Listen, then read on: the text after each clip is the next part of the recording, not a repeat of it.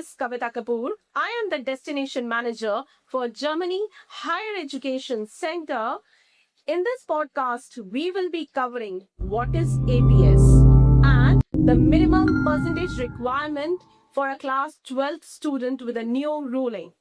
Without wasting any time, let's start with Mr. Dipendra Bawa. Over to you, sir. Thank you, Kavita. Now you have picked a very sensitive topic, APS. Basically, APS is nothing but a verification process by a German embassy. It's done in New Delhi, and it is to check the authenticity of the documents of the student and also evaluation.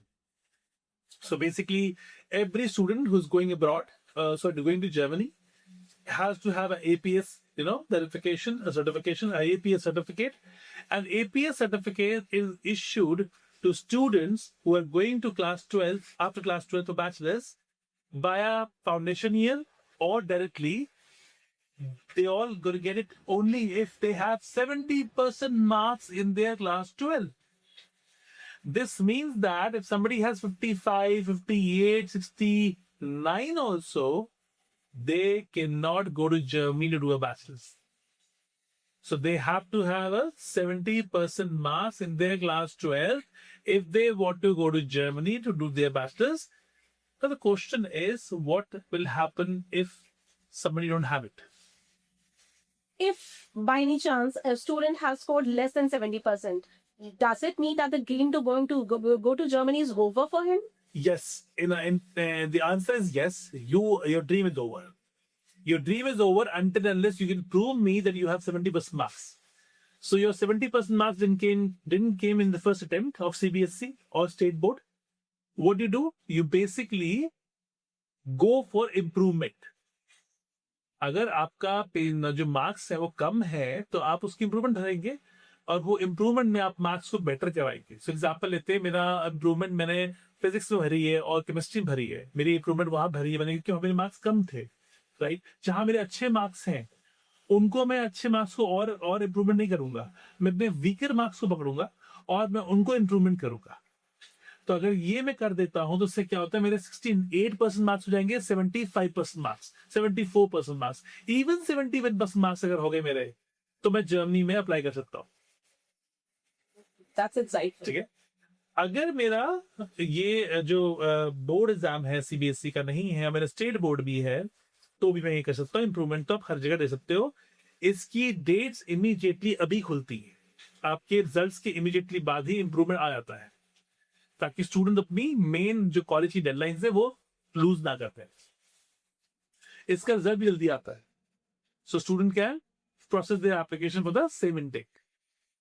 Now let's suppose से मेरे पास नहीं है CBSE board, मेरे पास नहीं है, मेरे पास state board है, या मुझे पूरा साल वेट नहीं करना है, मुझे बेसिकली इम्प्रूवमेंट नहीं देनी है. आप पूरा का पूरा अपना 12th रिपीट कर लो एनआईओएस से. नेशनल ओपन स्कूल से अगर अपने आप 12th करते हो तो जर्मनी में एक्सेप्टेड है, और नेशनल ओपन स्कूल साल में 2 बार पे एग्जाम कंडक्ट करता है. तो ये पॉसिबिलिटी भी है कि आप अपने एनआईओएस से पेपर भर लो और पूरी की पूरी जो 12th है वो दोबारा कर लो एक बारी, और आप वहां पे 70% मार्क्स ले आओ.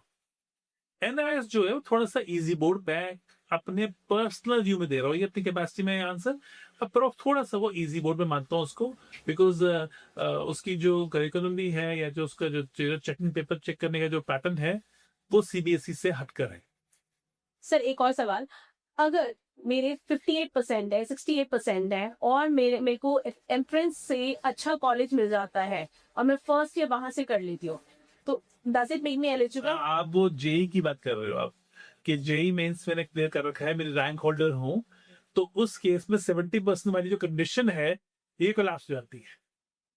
भाई जेई मेंस जो क्रैक करेगा, जिसकी रैंक आएगी, वो स्टूडेंट बहुत ब्राइट स्टूडेंट होगा, तो उसको 70% से बाहर कर दिया. भाई इसमें हमारे 1% बच्चे आएंगे.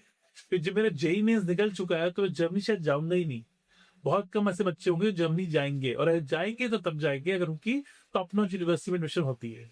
सो इसलिए जितने भी बच्चे देख रहे हैं पॉडकास्ट, उनको ये समझना पड़ेगा, अगर आपके 70% मार्क्स नहीं है और आपको जर्मनी ही जाना है, ठीक है, तो आपको कुछ नहीं करना है, आपको अपनी इंप्रूवमेंट भरनी है, ये रिपीट करना है.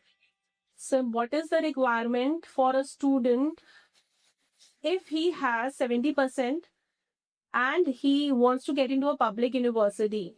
So, can he apply for any university in India? So basically अगर आपका 70% मार्क्स है तो भी आपको 13 ईयर की एजुकेशन चाहिए हो। 13 ईयर जो एजुकेशन, इसे हम फाउंडेशन कोर्स बोलते हैं, फाउंडेशन ईयर बोलते हैं, स्टूडेंट कोलिजियम बोलते हैं, काफी नाम है इसके। बेसिकली वो है तो एक ही चीज ही, फाउंडेशन ईयर। अगर आपके पास इंडिया में आपने फाउंडेशन ईयर कर लिया है, आपने इंडिया में 1 ईयर कर लिया है और आपके 12th पे 70% मार्क्स हैं, तो आप फाउंडेशन ईयर जर्मनी का स्किप कर सकते हो और डायरेक्टली बैचलर में अप्लाई कर सकते हो। अगर आपने 12th के बेसिस पे अप्लाई करा तो आपको फाउंडेशन प्रोग्राम करना पड़ेगा पब्लिक यूनिवर्सिटी में, बिकॉज 13 ईयर्स की एजुकेशन के रूल वहां पे लागू होता है। अगर आपने इंडिया से कर लिया है, उसमें एक चीज और भी आएगी कि आपने जिस यूनिवर्सिटी से करा है वो एनाबिन डेटाबेस में, जो उनका centralize database German education university का, उसमें H+ में आता है।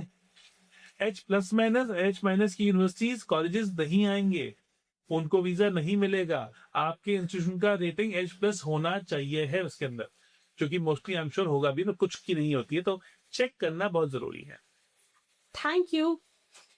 In this session, we have understood that if a student has 70%, then he is eligible for a foundation year.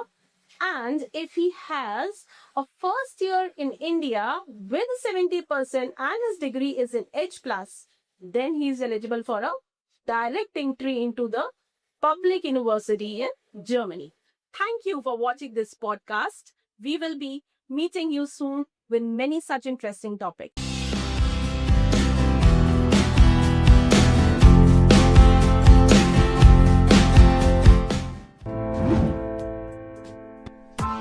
Press the bell icon on the YouTube app and never miss another update.